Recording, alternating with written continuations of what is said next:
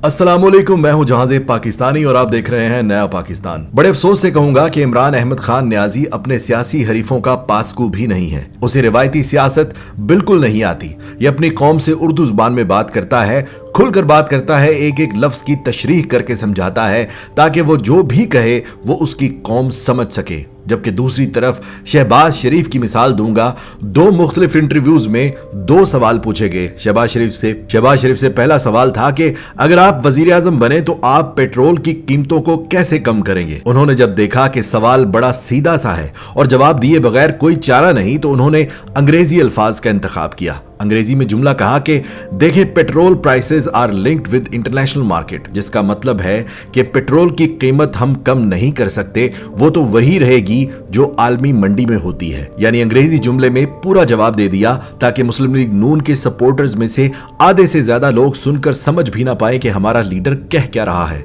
अलबत्ता खुशी में झूमकर शेर का नारा शायद लगा दिया हो कि हमारा लीडर भी अंग्रेजी बोल रहा है। इसी तरह एक और एंकर ने सवाल किया कि आप अमेरिका से अगर इतना डरेंगे तो फिर आप बराबरी के सलूक का तकाजा कैसे करेंगे। तो उन्होंने तहम्मुल से फिर अंग्रेजी जुबान में कहा कि बेगर्स हैव नो चॉइसेस, जिसका उर्दू में मतलब है कि फकीरों के पास मुतालबा करने की ताकत नहीं होती। यानी मौसूफ ने एक ही लम्हे में कायद आज़म के इस आजाद खुद मुख्तार मुल्क पाकिस्तान को फकीर बना दिया और साथ फिर उर्दू में फरमाया कि हमें अपने बच्चों को पालना है, उन्हें खिलाना है और इसके लिए हम बराबरी की बात नहीं कर सकते।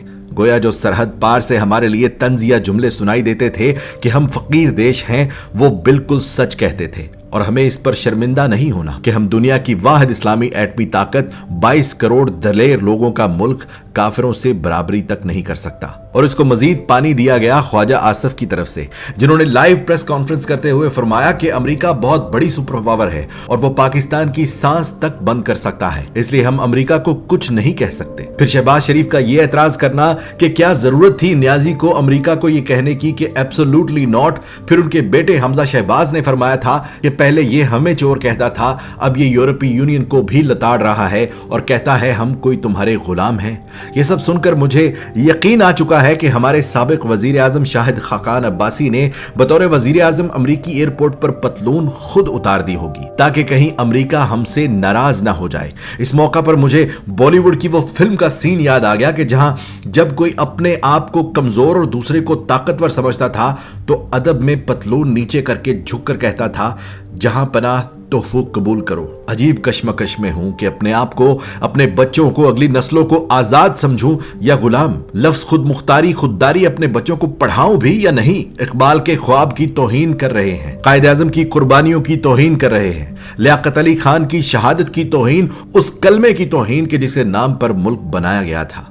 मुझे रह रहकर 1857 की वो बरे सगीर में मुसलमानों की अंग्रेज के खिलाफ जंग याद आ रही है। लाखों जाने कुर्बान हुई, काला पानी की सजाएं पाई, किस लिए कि हम आजाद हो जाएं। मुझे 14 अगस्त की 1947 की वो 10 लाख मुसलमानों की रूहों से शर्म आ रही है जो हिंदुस्तान से पैदल चलकर पाकिस्तान आ रहे थे। कई रास्ते में शहीद हो गए और कई वहीं कत्ल कर दिए गए। उन सब के ख्वाबों को चिकना चूर कर दिया हमने।